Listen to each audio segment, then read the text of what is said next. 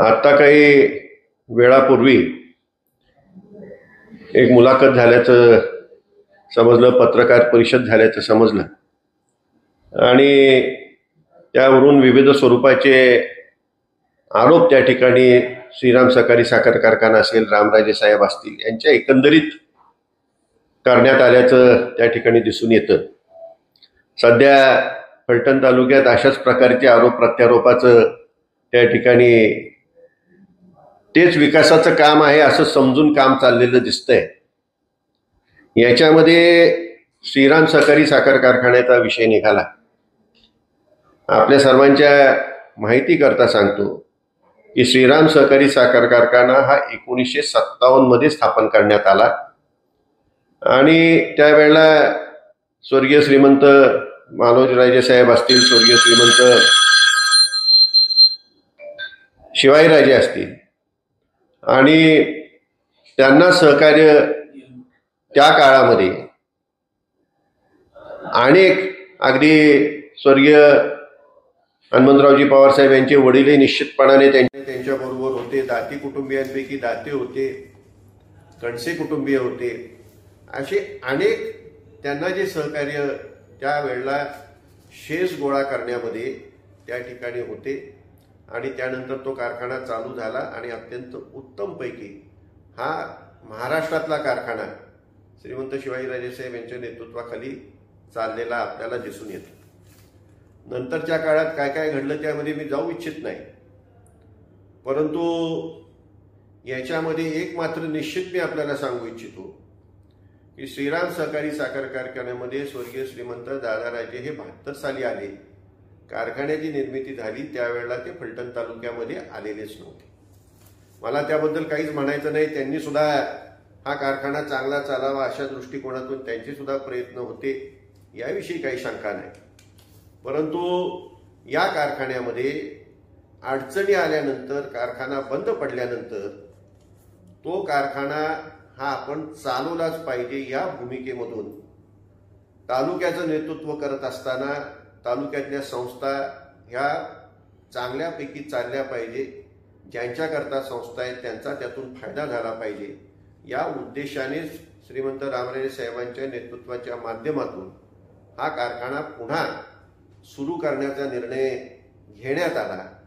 आणि अगदी मी अनेकदा बोललोय, आत्ताही सांगतो की त्यावेळेला आम्हाला असं सांगण्यात आलं होतं की आता हा कारखाना तुम्ही घेतलाय, परंतु हा चालवणं अत्यंत कठीण आहे.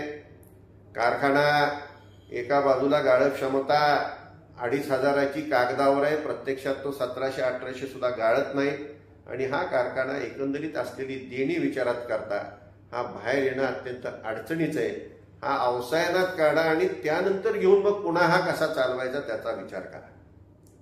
अशा प्रकारचे अनेकांनी सल्ले दिले, काही चांगल्या मोठ्या नेत्यांनी असे सल्ले दिले. परंतु आजोबांनी काढलेला कारखाना, शिवाजीराजांनी काढलेला कारखाना आपण अवसायनात काढायचा हे काही रामरायांच्या मनाला पटलं नाही आणि त्यातून हा कारखाना कसा चालवायचा हा दृष्टिकोन हे मनाशी ठरवून त्या ठिकाणी जवाहर सहकारी साखर कारखान्याबरोबर हा चालवण्याचा निर्णय झाला. त्याच्यापूर्वी सुद्धा अनेक जण हा कारखाना चालवण्याच्या दृष्टिकोनातून येऊन गेले होते, परंतु प्राप्त परिस्थिती असणारी मशिनरी, डिस्टिलरीची तर परिस्थिती एवढी गंभीर होती की डिस्टिलरीमध्ये एखाद्या जिन्यावर चढायचा प्रयत्न केला तर तो जिना खाली येतोय का काय, पाय खाली जातोय का काय, एवढी वाईट त्या ठिकाणी परिस्थिती होती आणि ह्यातून आपल्याला मार्ग काढायचा होता. मला वाटतं मुंबईमध्ये कुठंतरी माननीय प्रकाशरावजी आवाडे साहेब आणि रामराजे साहेब यांची भेट झाली आणि सहज बोलता बोलता हा विषय निघाला आणि त्यानंतर आदरणीय पवार साहेबांच्या पुढे हा विषय गेला, आदरणीय कलाप्पा अण्णा आवाडे यांच्या समोर हा विषय गेला आणि हा कारखाना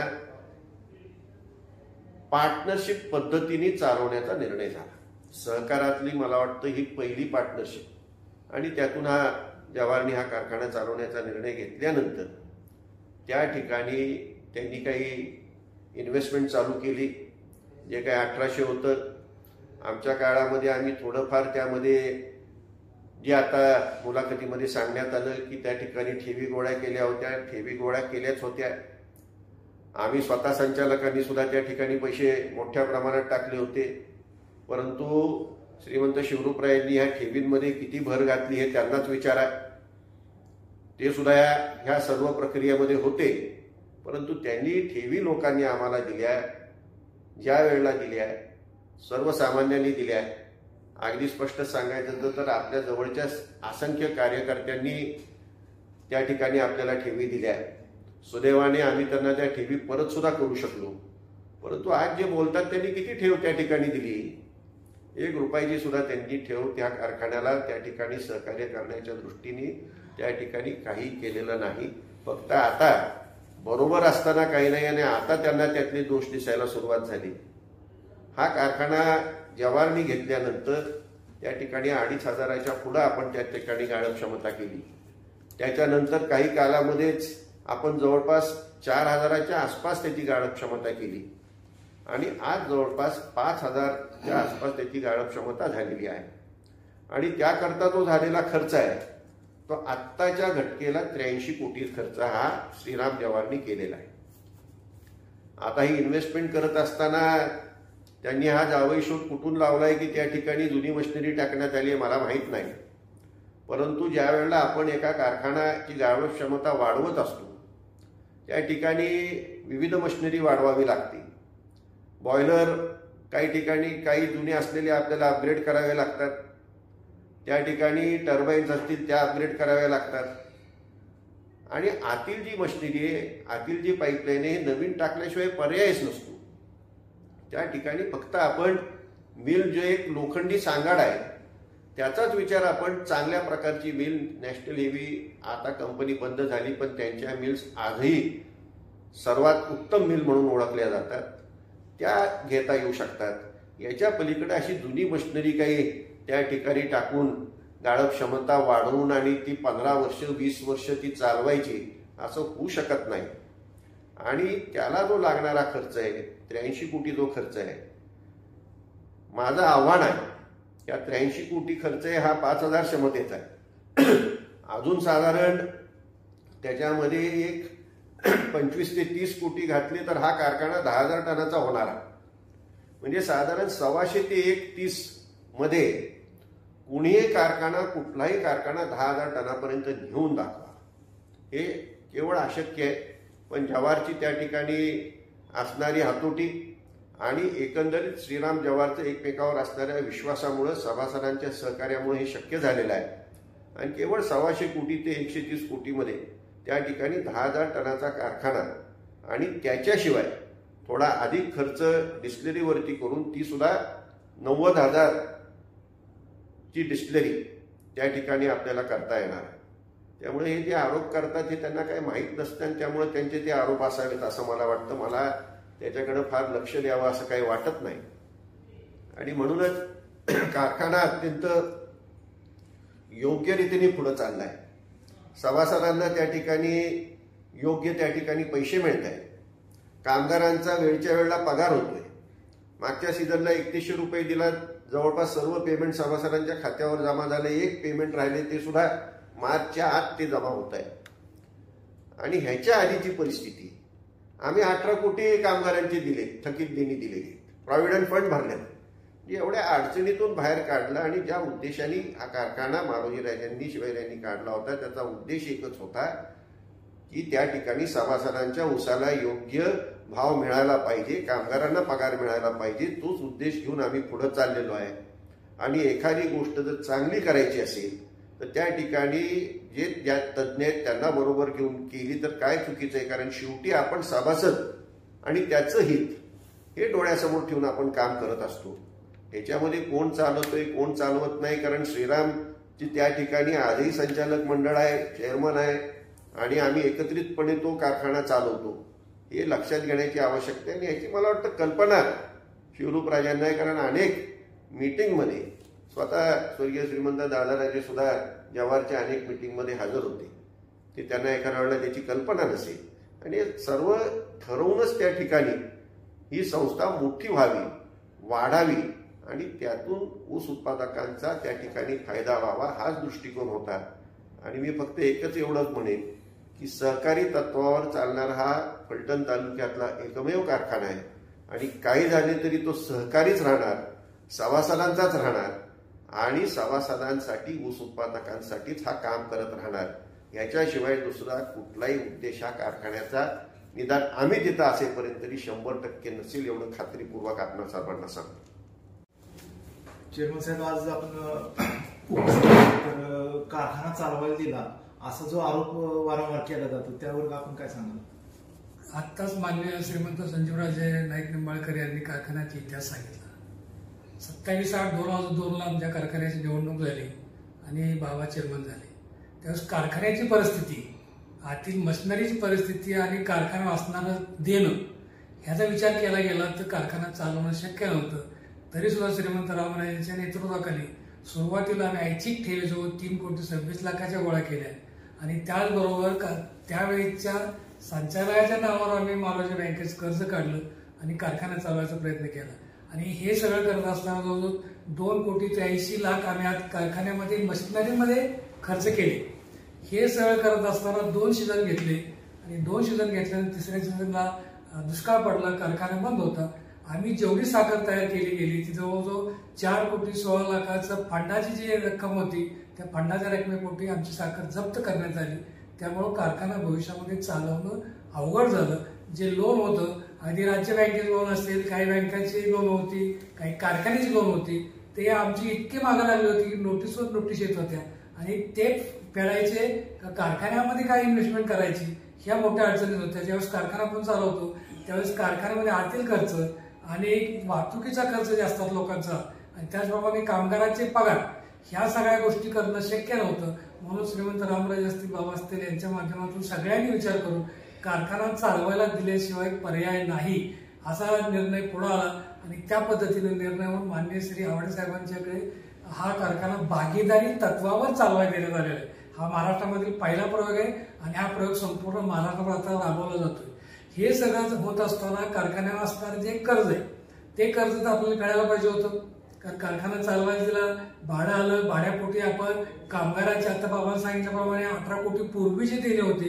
टोटल आपण पहिल्या 15 वर्षामध्ये जवळजवळ कामगाराचे 45 कोटी रुपये आपण देण्यात आले. त्यामध्ये आपण फक्त साधारण 52 कोटीचं आपल्याला भाडे मिळालं आणि इतर देणी इतकी होती. दुसरं एक आपल्याला बऱ्याच आरोप केला जातो की जमीन विकली, कारण जमीन ही महाराज साहेबांच्या माध्यमातून मिळाली होती कारखान्याला.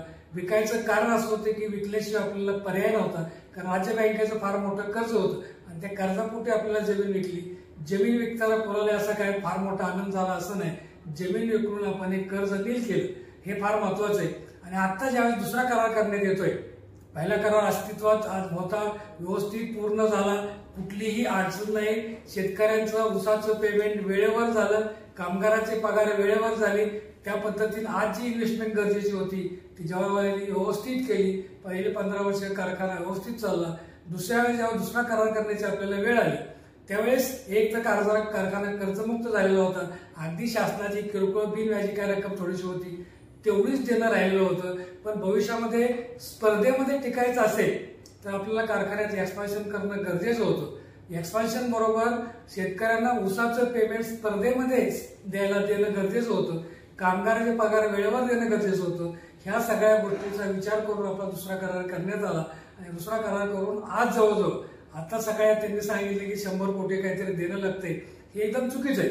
कारण आतापर्यंत आता बाबांनी सांगितल्याप्रमाणे 83 कोटीची इन्व्हेस्टमेंट, आज इन्व्हेस्टमेंट म्हणजे आज त्यांनी मशिनरीसाठी खर्च केलेले, ते काय कर्ज वगैरे नाही, हे जवाहरवाल्यांनी मशिनरीसाठी खर्च केलेले आणि हे आता 83 कोटी केलेले आहेत. आपण साधारण 10,000चा पूर्ण करण्यासाठी फक्त ऊस क्रशिंगचे जे मेकॅनिकलचा विभाग आहे तेवढा फक्त करण्याचा राहिला. आतल्या संपूर्ण मशिनरी 10,000 कॅपॅसिटीच्या बसवून झालेले आहेत. आपण पॅरलल क्रशिंग जर टाकलं तर साधारण ते 25-30 कोटीमध्ये आणखीन जाईल आणि ते मशीन आपण यावेळेस टाकतोय. त्यामुळे साधारण 125 ते 130 कोटीच्या आसपास हा कारखाना 10,000 क्रशिंग कॅपॅसिटीचा आपण यावर्षी करतोय. फक्त जो आरोप करतात की 100 कोटी देणं आहे, हे देणं वगैरे काही नाही. हे आज केलेली इन्व्हेस्टमेंट आहे आणि आम्ही असा कॅश फ्लो तयार केलेला आहे पुढच्या साधारण 15 वर्षाचा, त्यातले 3 वर्ष ते गेली. ह्या कॅश फ्लो मध्ये असं आहे की ज्या वेळेस आपण 15 वर्ष पूर्ण होती त्यावेळेस 90 KLPDची डिस्टिलरी आणि 10,000 कपॅसिटीचा कारखाना 15 वर्षानंतर त्यांना एकही पैसा न द्यावा लागणार नाही. अशा परिस्थितीमध्ये दोन्ही कारखाना आणि डिस्टिलरी आपल्याला इथून पुढच्या काळामध्ये चालवायला मिळणार आहे की जेणेकरून आता जी इन्व्हेस्टमेंट केलेली आहे ती टोटल नील होणार आहे. असा कोणी गैरसमज करून घेऊ नये की आता जी इन्व्हेस्टमेंट करतात ती श्रीरामला परत द्यावी लागणार आहे, हे असा गैरसमज करून घेऊ नका. 15 वर्षाचा करार पूर्ण झाल्यानंतर ही दोन्ही कारखाना आणि डिस्टिलरी आपल्याला व्यवस्थित पुढच्या भविष्यामध्ये चालवण्यासाठी मिळणार आहे. श्रीरामला आता कर्जमुक्त आहे का कर्ज आहे? श्रीरामला आताच कुठलंही व्याजाचा एकही पैसा कर्ज नाही. त्यांचा जो आरोप आहे 100 कोटी ते फक्त इन्व्हेस्टमेंट आहे, कर्ज नाही, अजिबात कर्ज नाही. ज्यावेळेला आपण मशिनरी नवीन टाकतो त्यावेळेला त्या ठिकाणी आपल्याला इन्व्हेस्टमेंट केल्याखेरीज मशिनरी कशी येणार, त्यामुळे ते मशिनरीसाठी केलेला खर्च आहे इन्व्हेस्टमेंट. आणि ज्या वेळेला 15 वर्षांनी ज्यावेळेला कॅश फ्लो प्रमाणे चेअरमन साहेब म्हणाले त्याप्रमाणे कुठलाही रुपया न देता हा कारखाना पुन्हा एकटा श्रीरामचाच असणार आहे. त्याच्यामध्ये घसाऱ्याचा सुद्धा त्या ठिकाणी विचार करून त्यांनी जी घातलेली मशिनरी त्याचा घसारा जाऊन त्याची जी किंमत होईल ती किंमत त्या ठिकाणी लक्षात घेतली. म्हणजे असं नाही आहे की आज 1 रुपयाची टाकली तर रुपयाचीच परत द्यायची आहे, घसारा काढून त्यावेळेला ती मशिनरीची किंमत त्यांना द्यायची आहे. हा असा विषय कर्जाचा अजिबात नाही. त्या ठिकाणी ते गैरसमज करून द्यायचा प्रयत्न आहे की इन्व्हेस्टमेंट जर केली नाही तर तुमचा त्या ठिकाणी क्रशिंग कसं वाढणार, इन्व्हेस्टमेंट केली तरच क्रशिंग वाढू शकतं आणि त्यानुसारच त्या ठिकाणी हा घेतलेला निर्णय आहे. आणि केवळ श्रीरामला स्वतःचे पैसे उभे करता येत नव्हते, परंतु श्रीराम जवाहरला पैसे उभे करता येतात हे लक्षात घेऊन त्या ठिकाणी अशा प्रकारचा निर्णय आपण जनरल बॉडीमध्ये मंजूर करून आपण पुढे गेलेलो.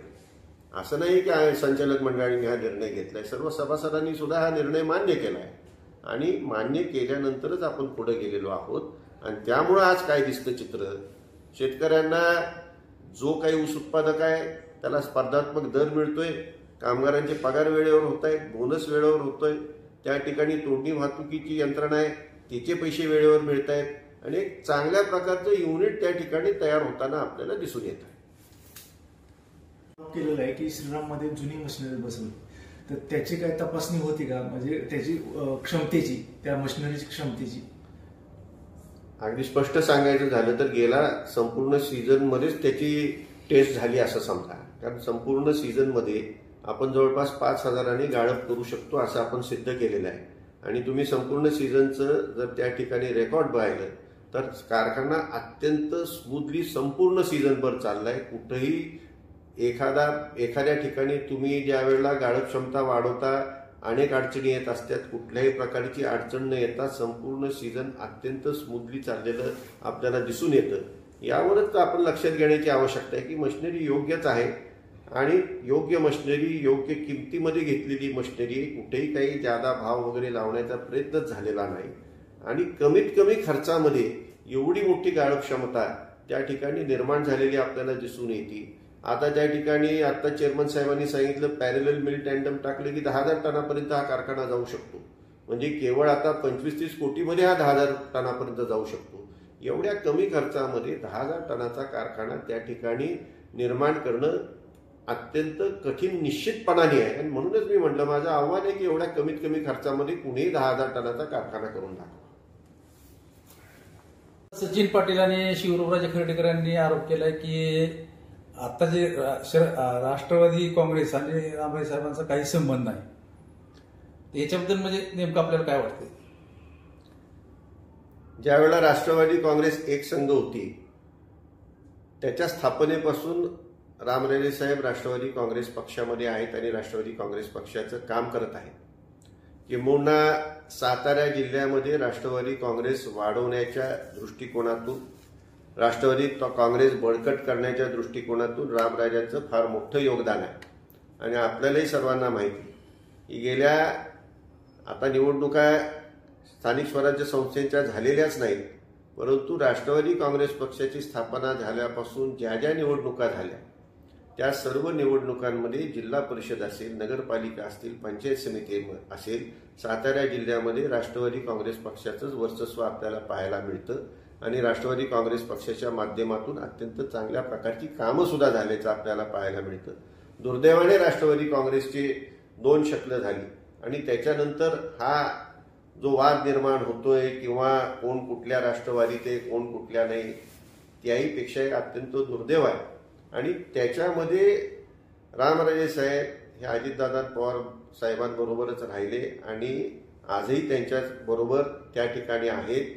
राष्ट्रवादी काँग्रेस पक्षाच्या राष्ट्रवादी काँग्रेस पक्षाच्या सर्व मिटिंगला रामराजे त्या ठिकाणी उपस्थिती असल्याचं आपल्याला दिसून येतं. या ठिकाणी कोण राष्ट्रवादी काँग्रेसचं फार प्रेम दाखवतोय, कोण दाखवत नाही, राजकीय परिस्थितीनुसार राजकारण पुढे चाललंय.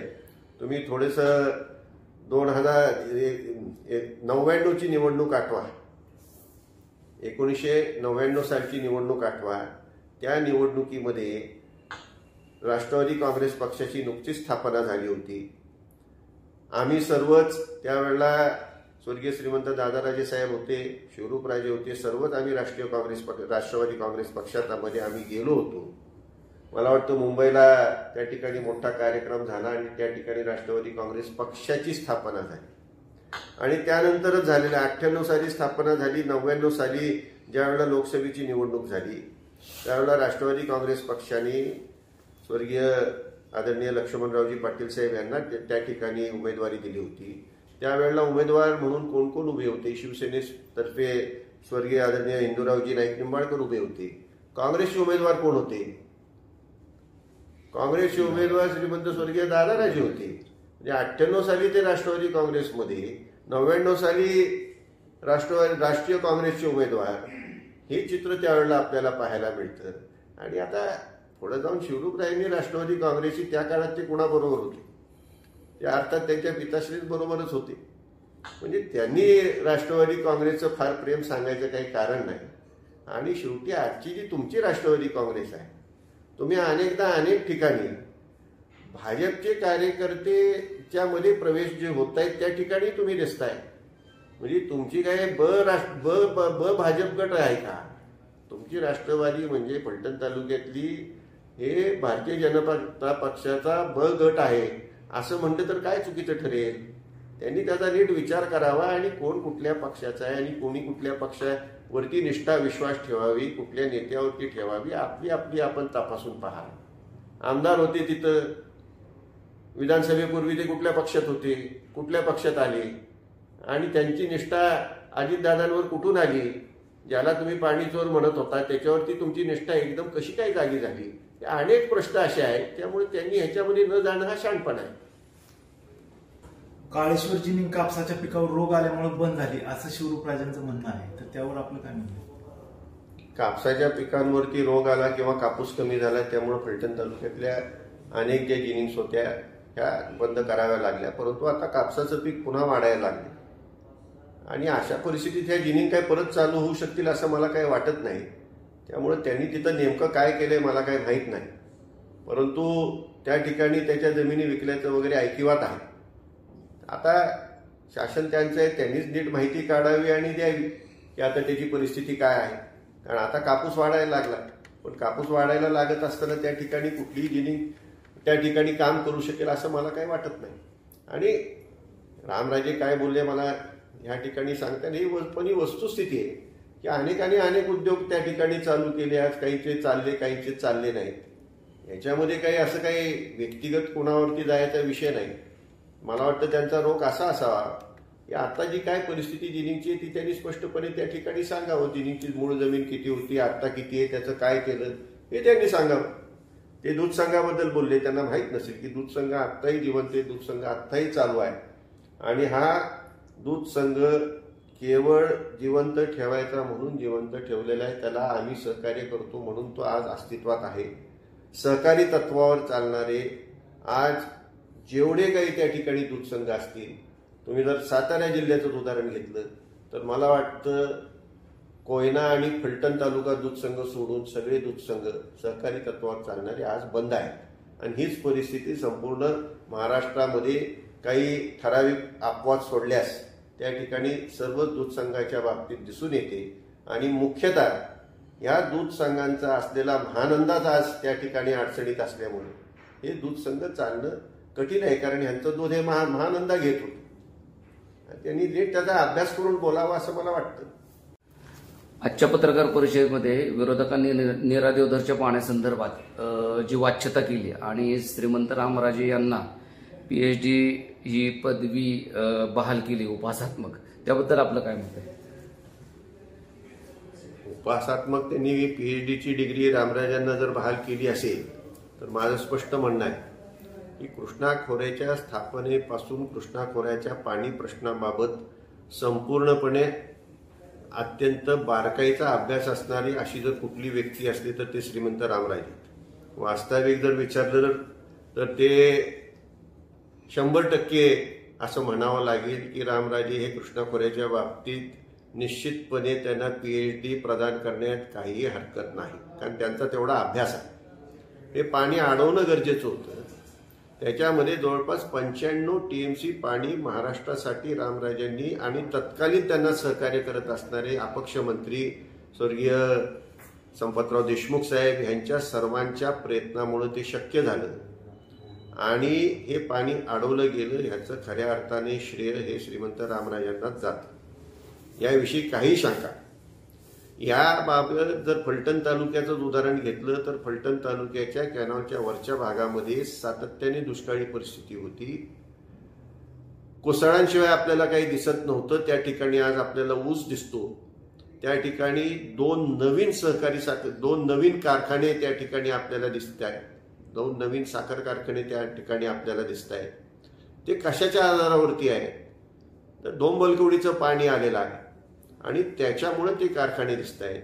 नीरा देवघरचं पाणी आजही आपण नीरा उजव्या कालव्यातून आपण वापरतोय, त्यावर अनेक लिफ्ट स्कीम्स उभ्या आहेत, त्यामुळे त्या ठिकाणी ह्या सर्व ऊसाचं पीक दिसत आहे. हे आपल्याला लक्षात घेण्याची आवश्यकता आहे. याच्यामध्ये पुण्याला जी काही कालवा समितीची मीटिंग होती त्याच्यामध्ये नीरा उजव्या कालव्यातलं पाणी हे खालच्या काही लोकप्रतिनिधींनी मागितलं होतं उन्हाळ्यामध्ये देण्याच्या. तशा कुठल्याही प्रकारची हा कालवा झाल्यापासून तशाही कुठल्याही प्रकारची योजना नाही आणि तसं जर प्रघात पडला तर तो कायमस्वरूपी होईल आणि ह्या ठिकाणी अडचणी नीरा उजव्या कालव्यातल्या शेतकऱ्यांच्या अडचणी, ऊस उत्पादकांच्या अडचणी निर्माण होतील आणि त्यामुळं त्या ठिकाणी रामराजांनी हे पाणी देण्यात, ज्यांना योग्य नाही त्यांना देण्यात येऊ नये अशा प्रकारचं त्यांची त्या ठिकाणी त्यांची आणि असंख्य ऊस उत्पादकांची मागणी होती. हा झाला एक भाग. पण नीरा देवघर लाभ क्षेत्रामध्ये फलटण तालुक्यामध्ये मी अनेकदा सांगितलेलं आहे की 58% क्षेत्र लाभ क्षेत्रातलं भिजतं. त्या ठिकाणी जवळपास 42% क्षेत्र भिजायचं राहतं आणि पाईपलाईनद्वारे पाणी जे द्यायचं आहे त्यामुळं जे वाचणारं पाणी आहे ते फलटण तालुका, खंडाळा तालुका आणि माळशिरस तालुका ह्या ठिकाणीच ते आपल्याला द्यावं लागणार आहे. अन्यथा ह्या तालुक्यातील ज्यांच्याकरता ही योजना झाली, ज्यांनी स्वतःच्या जमिनी दिल्या, ज्यांचं पुनर्वसन जे आहे त्या तालुक्यात खंडाळा, फलटण, माळशिरसमध्ये झालेलं आहे, ह्यांनाच पाणी कमी पडेल आणि त्याचा फटका नीरा उजव्या कालव्याच्या शेतकऱ्यांना सुद्धा पडेल. अशा दृष्टीने त्या ठिकाणी वाचणारं पाणी ह्या तिन्ही तालुक्यांनाच लागणार आहे. लाभक्षेत्राच लागणार आहे. ती इतरत्र देण्याचा कुणीही प्रयत्न करू नये एवढीच माझी ह्या ठिकाणी विनंती असेल. परवा राजाळेमध्ये अजित पवार यांच्या राष्ट्रवादीमध्ये श्रीमंत रामराजे यांच्या उपस्थितीमध्ये शेकडो कार्यकर्त्यांनी प्रवेश केला. मात्र त्यावेळेला माजी आमदार दीपक चव्हाण त्या कार्यक्रमाला उपस्थित होते. विरोधकांनी त्यांच्या उपस्थितीवरती शंका निर्माण केलेली. तर याबाबत तुम्हाला नेमकं काय वाटतंय? परवा जो राजाळमध्ये कार्यक्रम झाला त्या कार्यक्रमामध्ये श्रीमंत रामराजे नाईक निंबाळकर यांच्या उपस्थितीमध्ये शेकडो कार्यकर्त्यांनी राष्ट्रवादी अजित पवार गटामध्ये प्रवेश केला आणि त्यामध्ये माननीय माजी आमदार दीपक चव्हाण यांच्यावर आक्षेप घेतला. ठीक आहे, आता 3 महिन्यापूर्वी विधानसभेच्या निवडणुका झाल्या. निवडणुकापूर्वी आत्ताचे जे विद्यमान आमदार आहेत सचिन पाटील हे नक्की कुठं होते आणि अगदी भाजपमध्ये असणारा माणूस या ठिकाणी आला आणि इकडं अजित पवार गटातून तिकीट दिलं गेलं आणि अजित पवार गटाचे आमदार म्हणून निवडून आले, काय हरकत नाही, चांगली गोष्ट आहे. परंतु निवडून आल्यानंतर हे आत्ताचे जे काही कार्यक्रम चालू आहे प्रत्येक कार्यक्रम आपण बघतोय, आम्ही बऱ्याच वेळा टीव्हीला बघतोय किंवा व्हॉट्सअपवर बघतोय, ज्या ज्या वेळेस हे कार्यक्रम चालू असतात त्यावेळेस नक्की हे कार्यक्रम भाजपचे आहेत का अजित गटाचे आहेत आम्हाला प्रश्न पडतो. अगदी महायुतीचे जरी कार्यक्रम असतील तरी बऱ्याच कार्यक्रमामध्ये माननीय अजितदादा पवार राज्याचे उपमुख्यमंत्री यांचे फोटो सुद्धा आम्हाला दिसत नाहीत. ह्याचं कारण काय, म्हणजे नक्की आत्ताचे जे विद्यमान आमदार आहेत हे नक्की भाजपचं काम करतात का अजितदादा गटाचं काम करतात, हा आमच्या पुढे मोठा प्रश्न आहे. आणि बऱ्याच लोकांचं स्पष्ट मत असं आहे की आत्ताचे आमदार आहेत हे नक्की भाजपचेच काम करतायत, की जेणेकरून भविष्यामध्ये राष्ट्रवादी अजित पवार गट कुठंतरी धोक्यात येतोय का, अडचणीत येतोय का, आणि अडचणीत जर येत असेल तर या अडचणीतून दूर करण्यासाठी माननीय श्रीमंत रामराजे हे सक्षम आहेत आणि भविष्यामध्ये तेच हे अजितदादा पवार गटाचा गट हा सक्षम करणार आहेत.